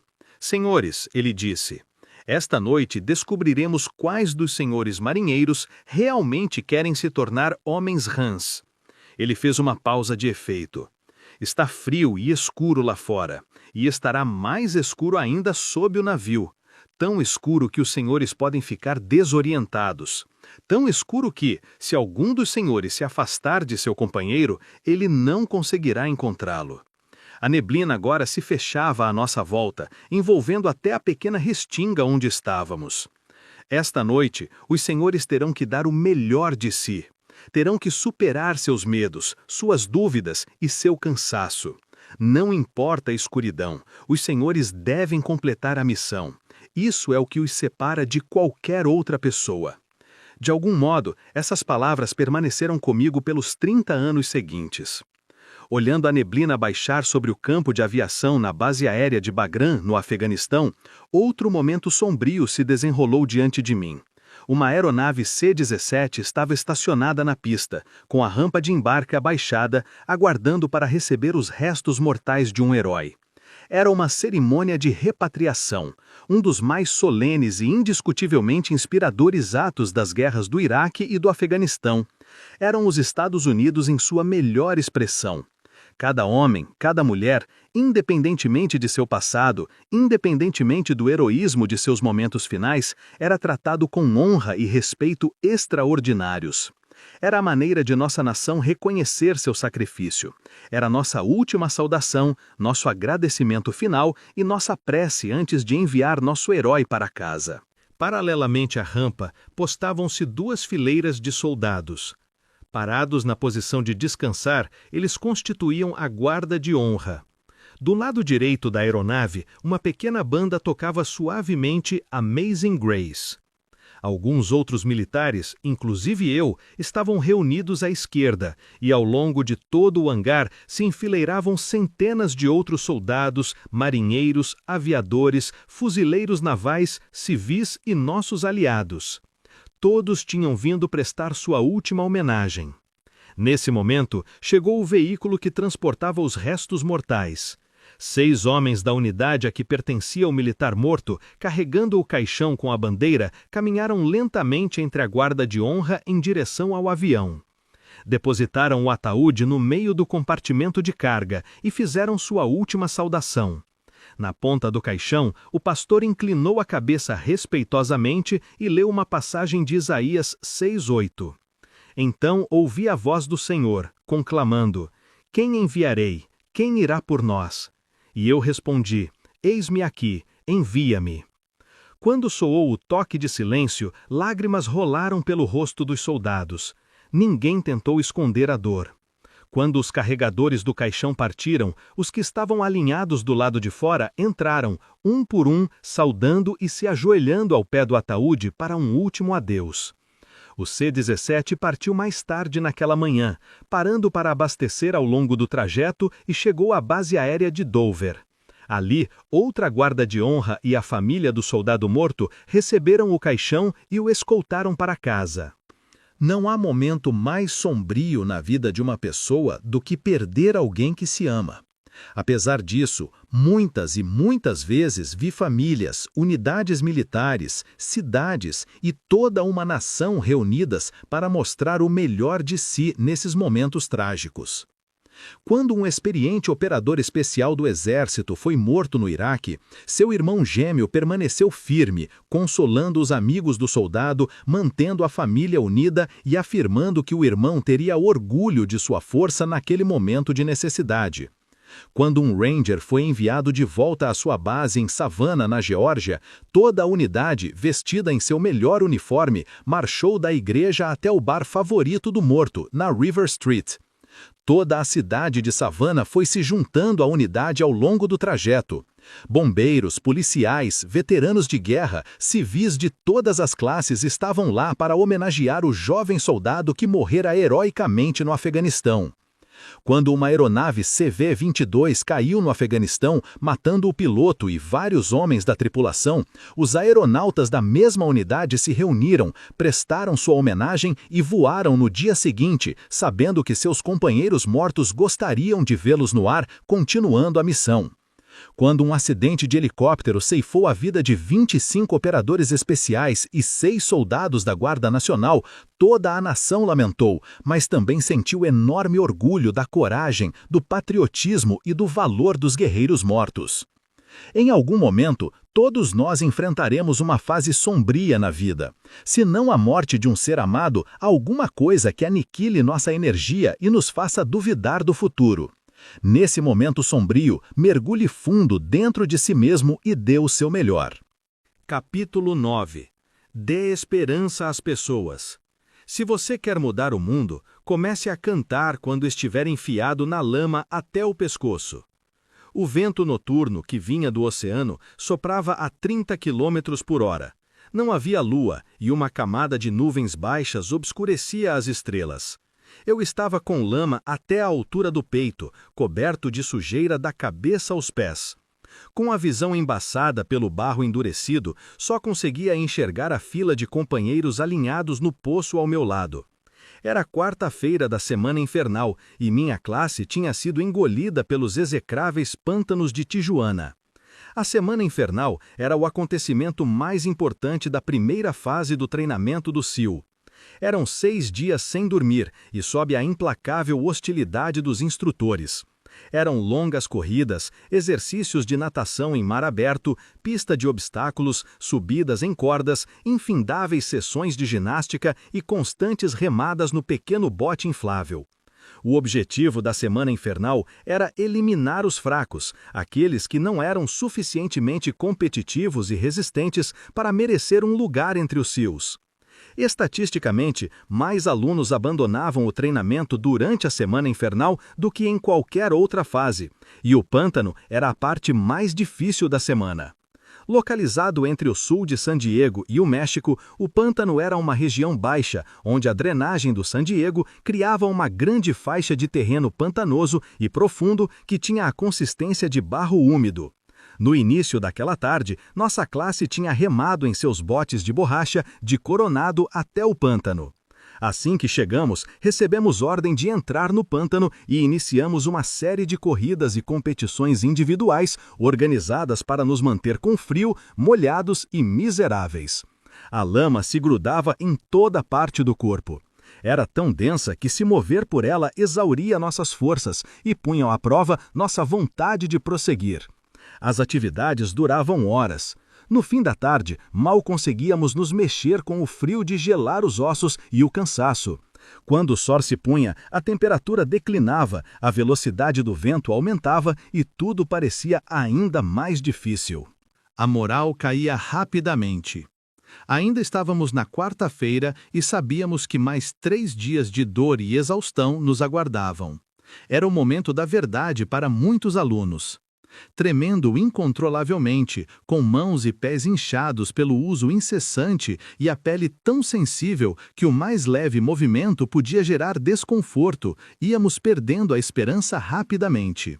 Recortado em silhueta contra as luzes distantes da cidade, um instrutor caminhou decidido até a borda do pântano. No tom de um velho amigo, falou com gentileza em um megafone e ofereceu conforto aos recrutas sofredores. Podíamos nos juntar a ele e aos outros instrutores ao pé do fogo, ele dizia. Ali havia café quente e canja de galinha. Poderíamos descansar até o sol raiar. Saiam daí, acalmem-se. Eu percebia que alguns alunos estavam prontos a aceitar a oferta. Afinal, quanto mais conseguiríamos sobreviver naquele pântano? Uma fogueira, café quente e canja de galinha com certeza soavam bem. Mas então veio a armadilha.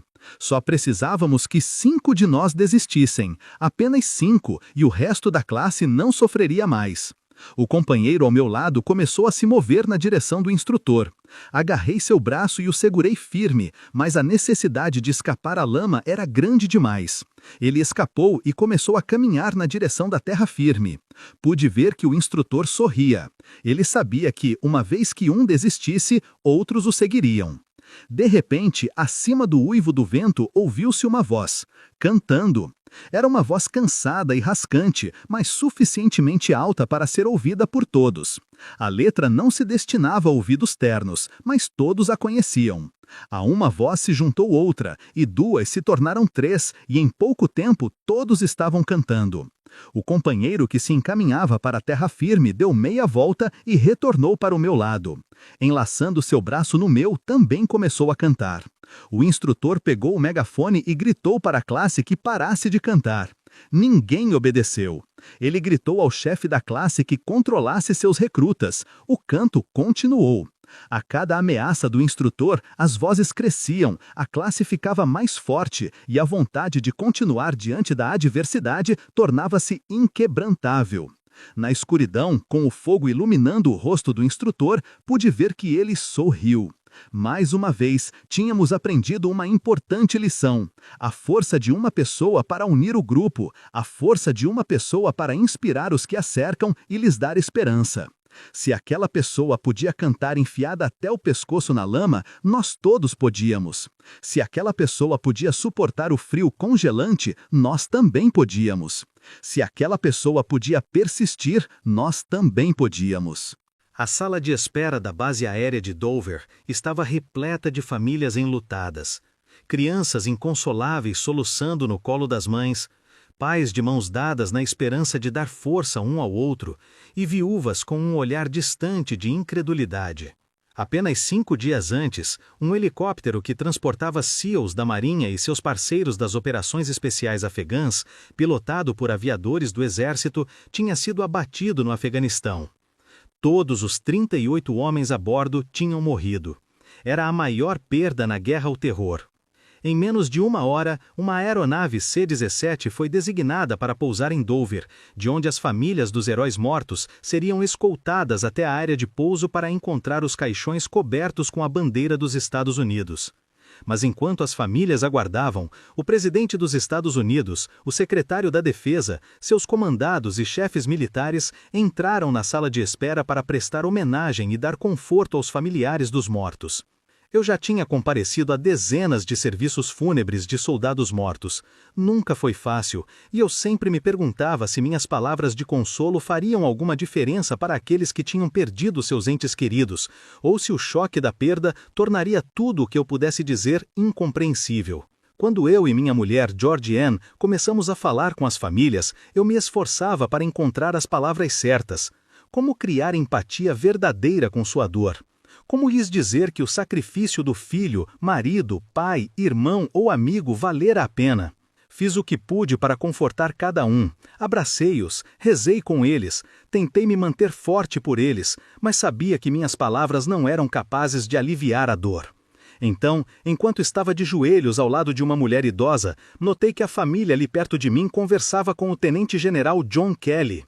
Assessor militar do secretário da Defesa, Kelly era um homem alto, magro, com os cabelos grisalhos curtos e vestia um imaculado uniforme dos fuzileiros navais.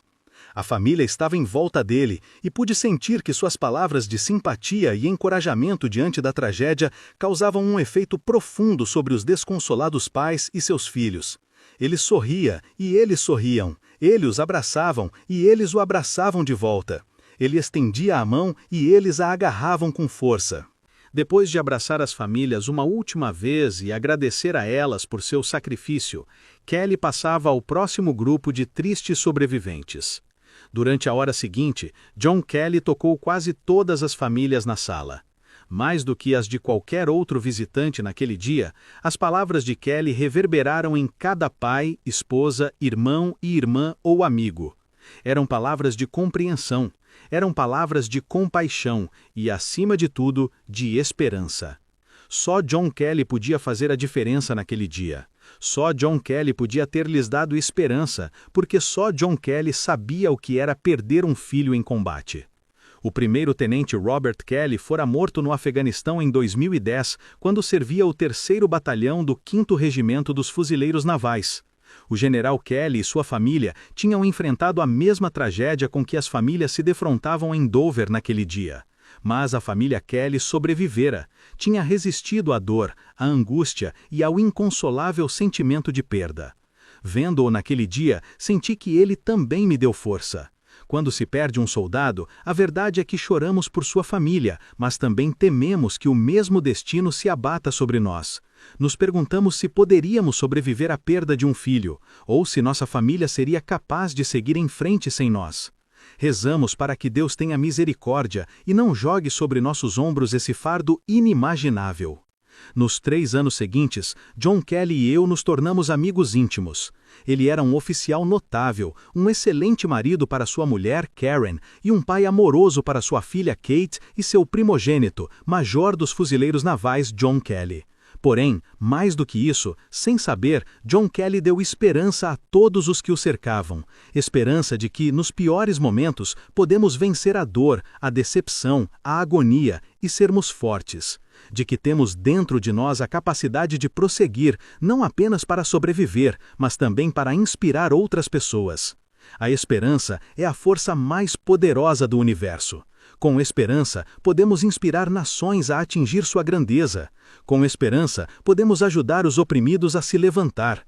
Com esperança, podemos aliviar a dor da perda insuportável. Às vezes, tudo o que é preciso é uma pessoa que faça a diferença.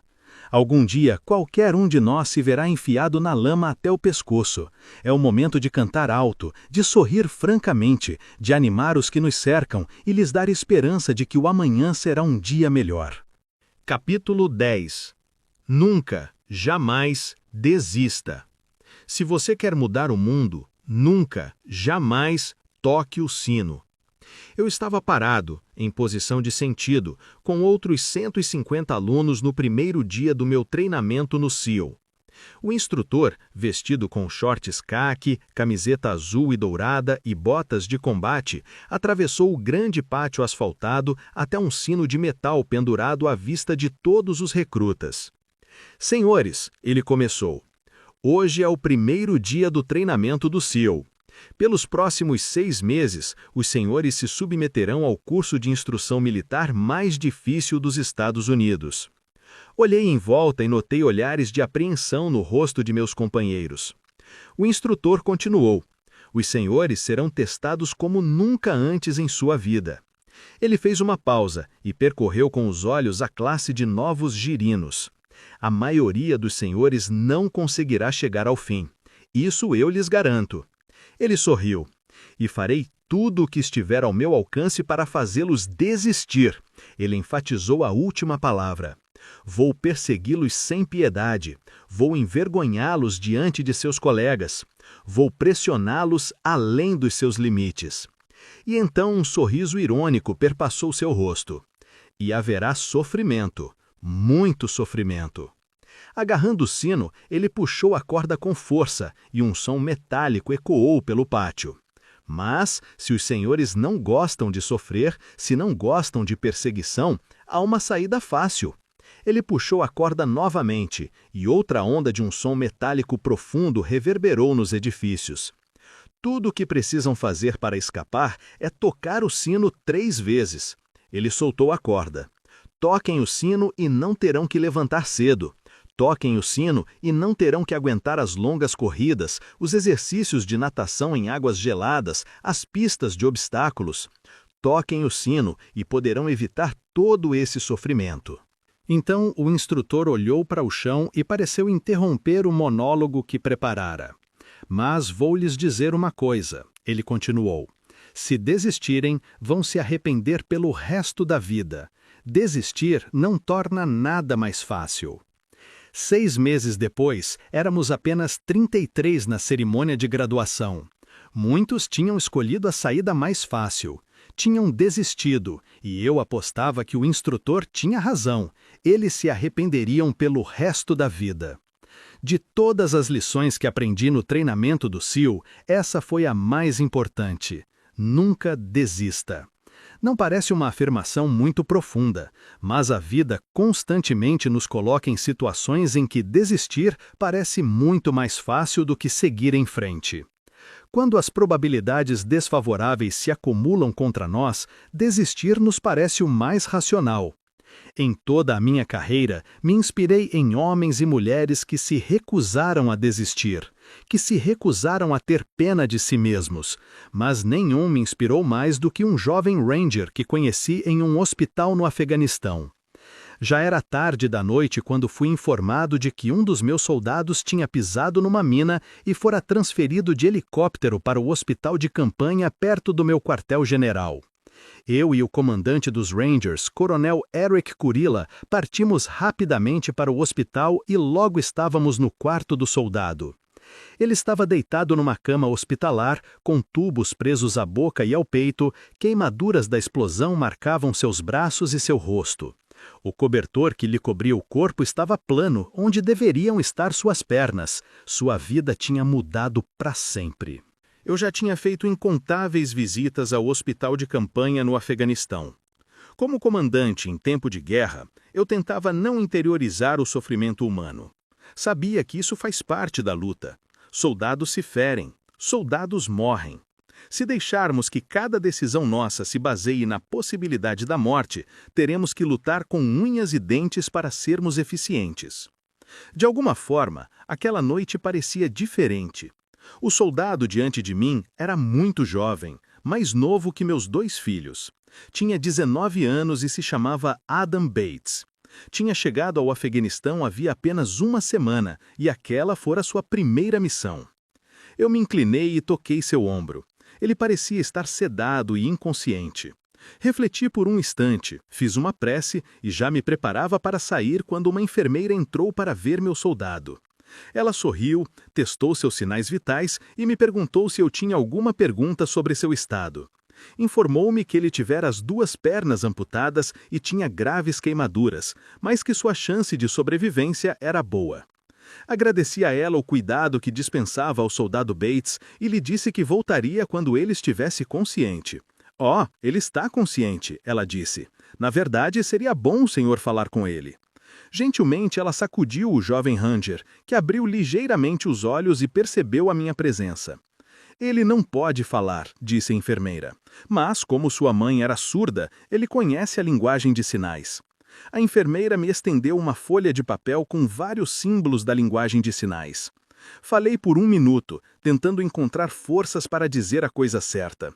O que dizer a um jovem que tinha perdido as 2 pernas servindo seu país? Como fazê-lo se sentir melhor sobre seu futuro? Com o rosto inchado pela explosão, os olhos quase imperceptíveis em meio à vermelhidão e às bandagens, Bates me encarou por um instante.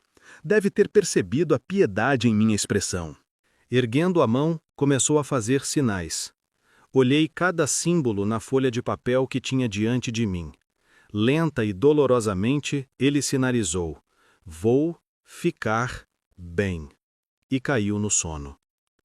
Quando deixei o hospital naquela noite, não pude evitar o choro. De centenas de homens com os quais eu conversara no hospital, nenhum nunca se queixou. Nunca. Tinham orgulho do que faziam. Aceitavam seu destino, e tudo o que queriam era voltar à sua unidade, estar com os homens que tinham deixado para trás. De alguma maneira, Bates personificava todos esses homens chegados ao hospital antes dele. 1 ano depois dessa visita ao hospital, eu estava na cerimônia de troca de comando do 75º Regimento dos Rangers. Ali, entre as fileiras de soldados, estava Bates, elegante em seu uniforme e ereto sobre suas novas próteses ortopédicas. Por casualidade, ouviu-o desafiar seus companheiros a uma competição. Apesar de tudo por que passara, as várias cirurgias, a dolorosa reabilitação, a necessidade de se adaptar a uma nova vida, ele jamais desistira. Estava ali, rindo, brincando, e como me prometera, estava bem. A vida é cheia de fases difíceis, mas sempre existe alguém em uma situação pior do que a nossa. Se enchermos nossos dias com autopiedade, tristeza pela maneira como fomos tratados, lamentando nossa sorte na vida, culpando alguém ou alguma coisa por nossas circunstâncias, a vida será longa e difícil.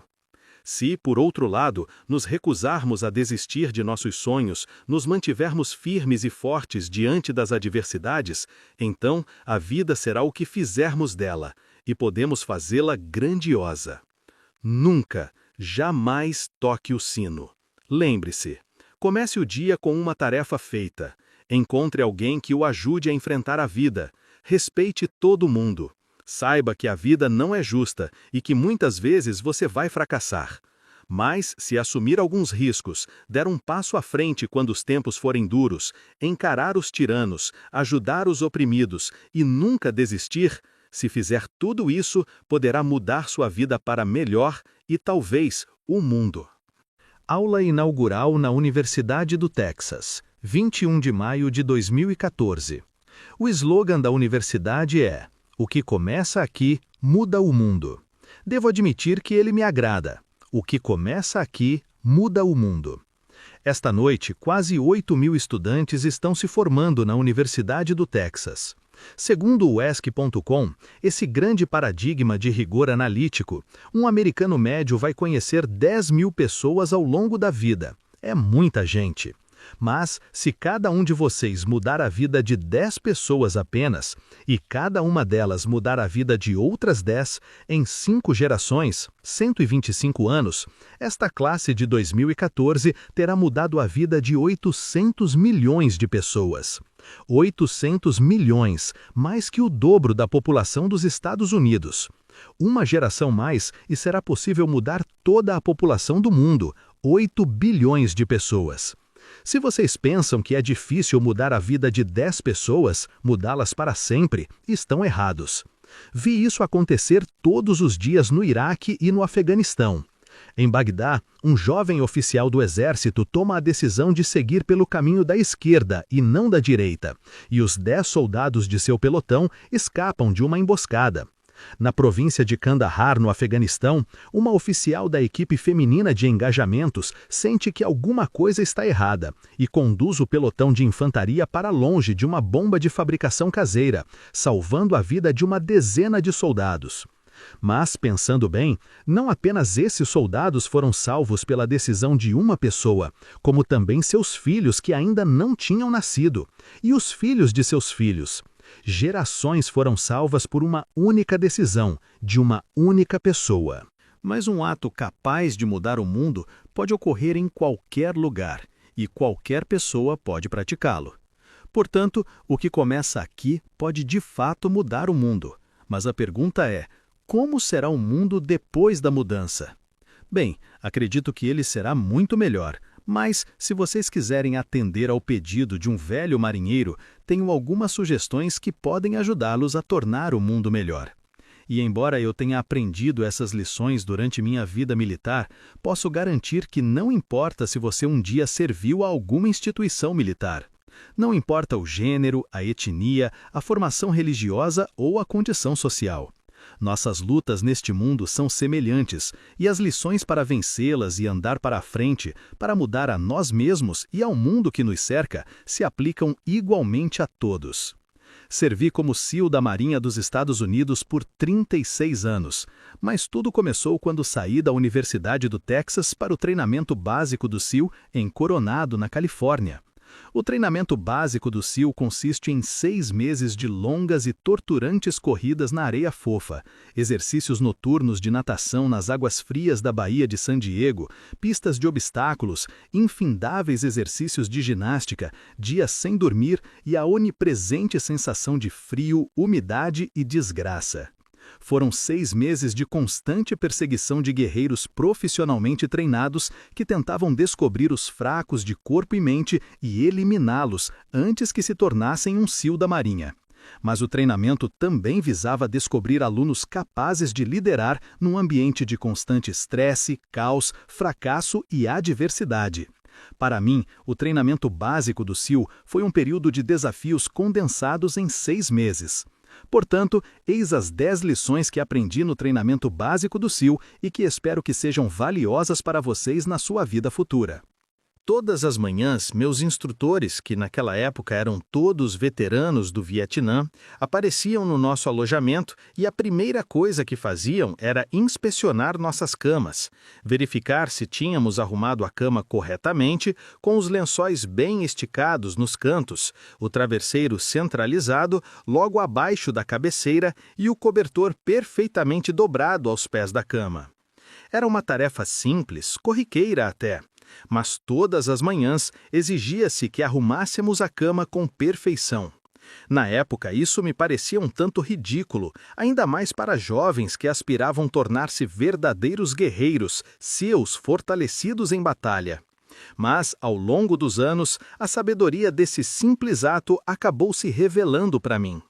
Se você arrumar a cama todas as manhãs, terá realizado a primeira tarefa do dia. Isso lhe dará um sentimento de orgulho, mesmo que pequeno, e irá encorajá-lo a assumir outra tarefa, e mais outra. No fim do dia, essa primeira tarefa realizada terá se transformado em muitas outras tarefas realizadas. Além disso, arrumar a cama reforça a ideia de que as pequenas coisas da vida são importantes. Se alguém não consegue realizar as pequenas coisas, nunca fará direito às grandes coisas. E se por acaso você tiver um dia infeliz, voltará para casa e encontrará a cama arrumada, que você arrumou, e ela lhe dará o incentivo de que o amanhã será melhor. Se você quer mudar o mundo, comece arrumando a sua cama. Durante o treinamento do SEAL, os alunos se dividem em equipes de remo. Cada tripulação é composta de 7 alunos, 3 de cada lado de um pequeno bote de borracha e um timoneiro. Todos os dias, cada tripulação se alinhava na praia e era instruída a ultrapassar a arrebentação e remar vários quilômetros ao longo da costa. No inverno, as ondas em San Diego podem chegar a 3 metros de altura, o que tornava muito difícil atravessar a arrebentação remando, a menos que todos se empenhassem com todas as forças. Cada remada precisava estar sincronizada com a contagem do timoneiro. Todos deviam exercer a mesma força ou o bote emborcaria e seria arremessado bruscamente de volta à praia. Para que o bote chegasse a seu destino, todos deviam remar. Você não pode mudar o mundo sozinho. Vai precisar de ajuda e, para chegar ao destino, precisará de amigos, de colegas, da boa vontade de estranhos e de um bom timoneiro para guiá-los. Se você quer mudar o mundo, encontre alguém que o ajude a remar. Depois de algumas semanas de treinamento, minha classe, que começara com 150 homens, estava reduzida a apenas 42. Eram 6 equipes de 7 homens em cada bote. Eu estava no bote que levava os alunos mais altos, mas a melhor tripulação era a dos baixinhos, a tripulação dos gnomos, como a chamávamos. Nenhum dos tripulantes tinha mais de 1,65 m. Essa equipe era formada por um indo-americano, um afro-americano, um polaco-americano, um greco-americano, um ítalo-americano e 2 garotos do meio-oeste. Eles corriam, remavam e nadavam mais rápido do que todos os outros. Os grandalhões das outras tripulações viviam fazendo piadas sobre as nadadeirinhas que os gnomos calçavam em seus pezinhos antes de cada exercício de natação. Mas aqueles baixinhos, vindos de cantos diferentes do país e do mundo, sempre riam por último, mostrando que podiam nadar mais rápido que qualquer um e chegar à praia antes de todos nós. O treinamento do SEAL é um grande equalizador. Tudo o que importa é a vontade de vencer, e não a cor, a etnia, a educação ou a classe social. Se você quer mudar o mundo, avalie as pessoas pelo tamanho do coração. Várias vezes por mês, os instrutores alinhavam a classe e inspecionavam os uniformes. Era uma inspeção meticulosa e cabal. O cap tinha que estar perfeitamente engomado, o uniforme imaculadamente passado e a fivela do cinto brilhante e sem uma mancha sequer. Porém, parecia que, por mais que nos esforçássemos para engomar o cap, passar o uniforme ou polir a fivela, nunca atingíamos a perfeição. Os instrutores sempre encontravam algo errado. Ao não ser aprovado na inspeção do uniforme, o aluno tinha que se atirar totalmente vestido na zona de arrebentação e depois, molhado da cabeça aos pés, rolar na praia até que cada pedaço do seu corpo estivesse coberto de areia. O efeito era chamado de empanado de areia. Pelo resto do dia, o aluno ficava com aquele uniforme molhado e coberto de areia. Muitos recrutas não aceitavam que seu esforço fosse em vão, que, por mais que tentassem deixar o uniforme impecável, nunca eram reconhecidos. Esses não sobreviviam ao treinamento, não entendiam seu propósito. Você nunca vai vencer, você nunca vai ter um uniforme perfeito. Às vezes, por mais que você se prepare, ou por melhor que seja seu desempenho, você vai acabar como um empanado de areia. Assim é a vida. Se você quer mudar o mundo, deixe de ser um injustiçado e siga em frente. Todos os dias, durante o treinamento, éramos desafiados com muitos exercícios físicos, longas corridas, intermináveis atividades de natação, pistas de obstáculos e horas de ginástica, algo concebido para testar nossa determinação. Cada exercício tinha suas metas, tempos que precisávamos atingir. Quem não conseguisse satisfazer esses padrões era inscrito numa lista e, no fim do dia, convidado ao circo. O circo significava mais 2 horas de exercícios destinados a nos esgotar, a quebrar nossa moral, a nos fazer desistir. O circo significava que, naquele dia, você não tinha cumprido as metas. O circo significava mais cansaço, e mais cansaço significava que o dia seguinte seria mais difícil e que mais circos provavelmente viriam. Mas, a certa altura do treinamento, todos acabavam na lista do circo. E uma coisa interessante acontecia para aqueles que estavam constantemente na lista.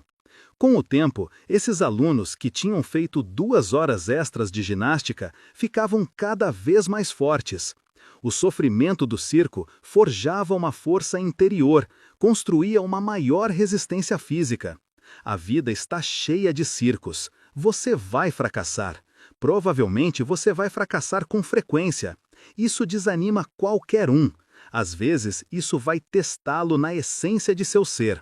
Se você quer mudar o mundo, não tenha medo do circo. Pelo menos 2 vezes por semana, tínhamos que percorrer a pista de obstáculos.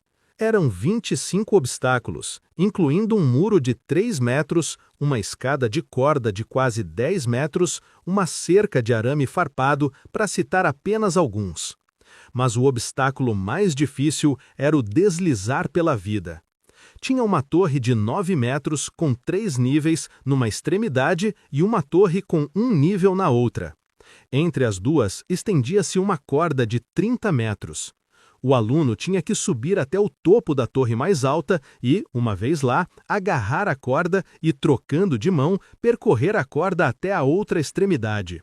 O recorde da pista de obstáculos já tinha anos quando minha classe iniciou o treinamento em 1977. Parecia um recorde imbatível, até que um dia um aluno decidiu deslizar pela vida mergulhando de cabeça. Em vez de se movimentar com o corpo abaixo da corda, ele corajosamente montou na corda. Era um movimento perigoso, aparentemente bobo e de alto risco. Qualquer falha podia significar um ferimento e a expulsão do treinamento. Sem hesitação, ele deslizou pela corda perigosamente rápido, quebrando o recorde de anos. Se você quer mudar o mundo, atire-se ao obstáculo de cabeça. Durante a fase de guerra terrestre do treinamento, os alunos viajavam para a ilha de San Clemente, que fica na costa de San Diego. As águas de San Clemente são um criadouro dos grandes tubarões brancos. O treinamento ali consistia em uma série de longos testes de natação. Um deles era o exercício noturno. Antes da partida, os instrutores nos ofereceram um resumo das espécies de tubarões que habitam aquelas águas. Mas nos garantiram que nenhum aluno jamais fora devorado por um tubarão, pelo menos não recentemente. Mas também ficamos sabendo que, se um tubarão começasse a nos rondar, devíamos manter nossa posição. Nada de nadar para longe, nada de mostrar medo. E se, faminto por um lanchinho da meia-noite, um tubarão se lançasse na nossa direção, devíamos reunir todas as nossas forças e acertar-lhe um soco no focinho. Isso o faria dar meia volta e se afastar. Há muitos tubarões no mundo. Se você pretende continuar nadando, terá que enfrentá-los. Se você quer mudar o mundo, não fuja dos tubarões. Uma de nossas tarefas como os SEALs da Marinha era realizar ataques submarinos contra navios inimigos. Praticamos essa técnica extensivamente durante o treinamento básico. A missão de ataque é realizada por 2 mergulhadores, que são deixados nas águas de um porto inimigo e precisam nadar 2 quilômetros sob a superfície usando apenas um tanque de oxigênio e uma bússola para chegar ao alvo.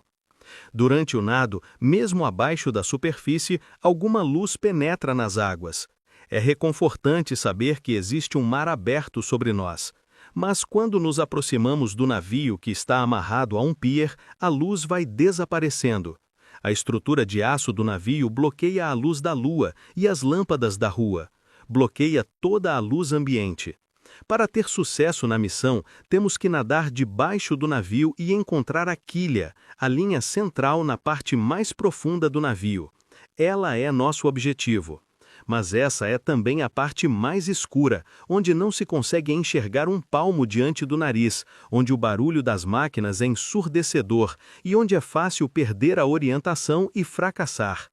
Todo SEAL sabe que, debaixo da quilha, no momento de maior escuridão da missão, é preciso manter a calma e que todas as habilidades táticas, toda a força física e mental devem ser postas em prática. Se você quer mudar o mundo, dê o seu melhor nos momentos mais sombrios. A 9ª semana de treinamento tem um nome: Semana Infernal. São 6 dias sem dormir, de constante hostilidade física e mental e um dia especial nos pântanos.